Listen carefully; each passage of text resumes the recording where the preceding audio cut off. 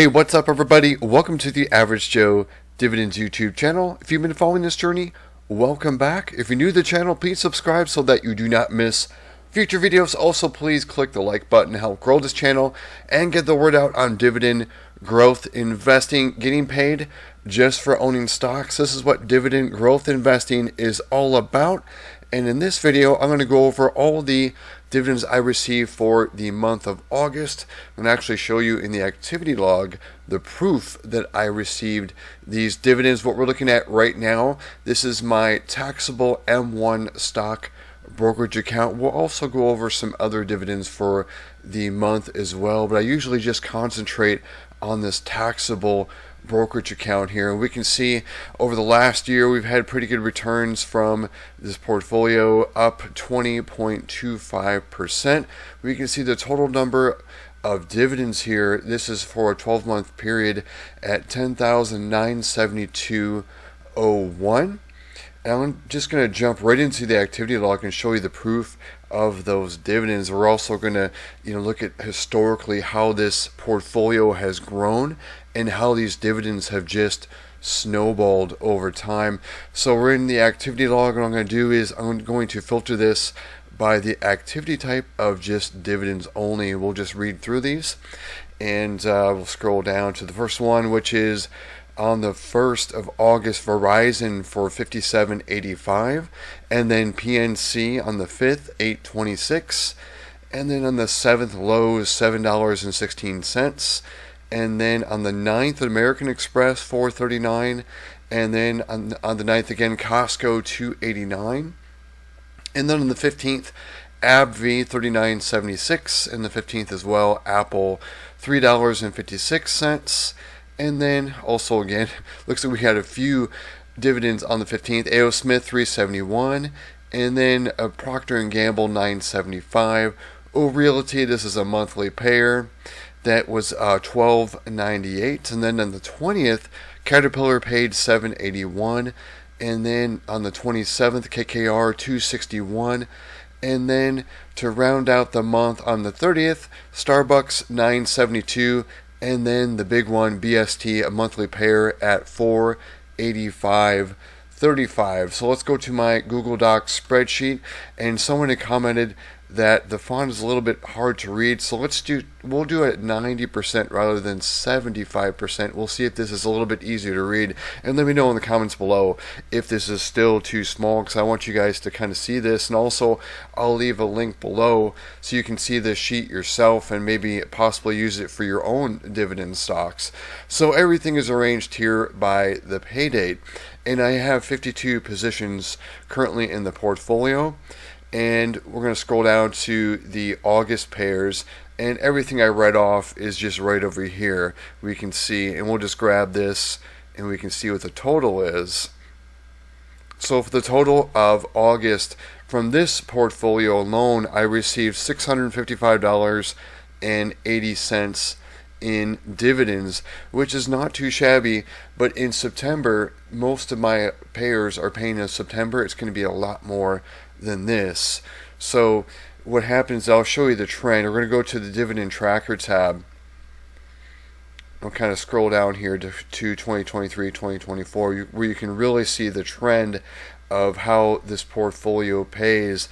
And you can see the first 2 months, like a January, February, it pays in the lower amounts in the 600s, and then the last month of the quarter pays the most. You can see that trend here, $595, $641, and with the exception of June, this is an anomaly because SCHD paid its dividend in July, so it carried over here.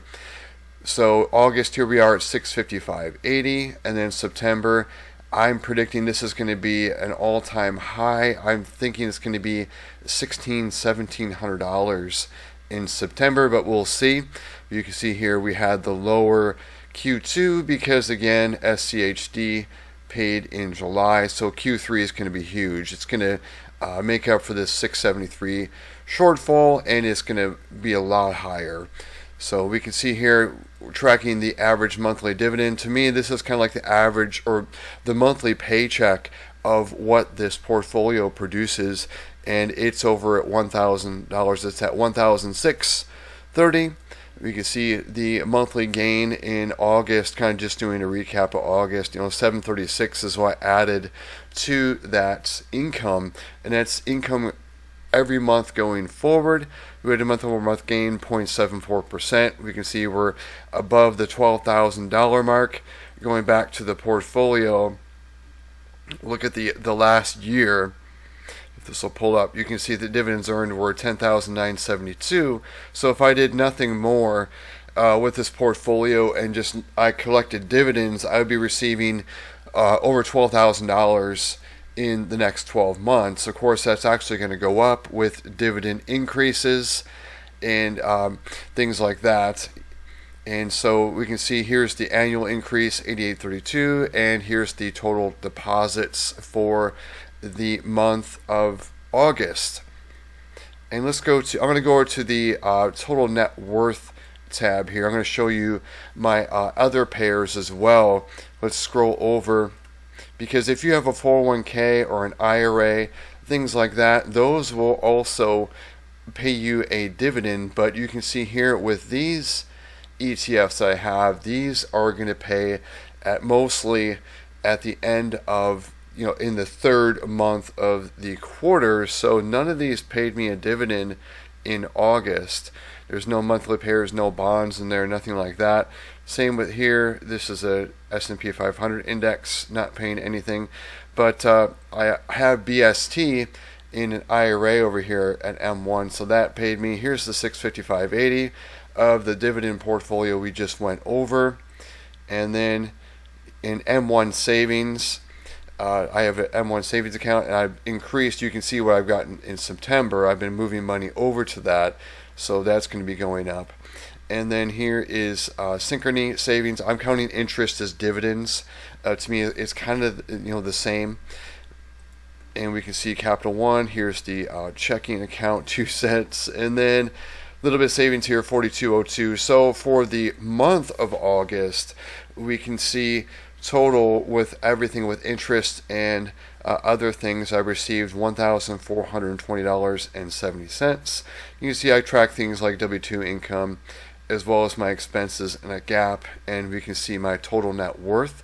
You can see how that's been on a near linear increase with my total net worth. There are some months where it does go down because I can't control the stock market, but you can see just going back to November 2022 when I started doing this, I was at 1.2, and you can see how this has gone up. And this has just been a slow climb, and it was not the result of picking like a magic stock or anything like that.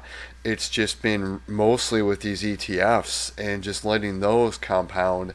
And the dividend portfolio has been doing pretty good as well, but really it's all this, the ETFs in here that's been doing the heavy lifting. But there's a dividend portfolio to show you that again. You can see here's my total net worth right now. And here's also, I track my average monthly dividend.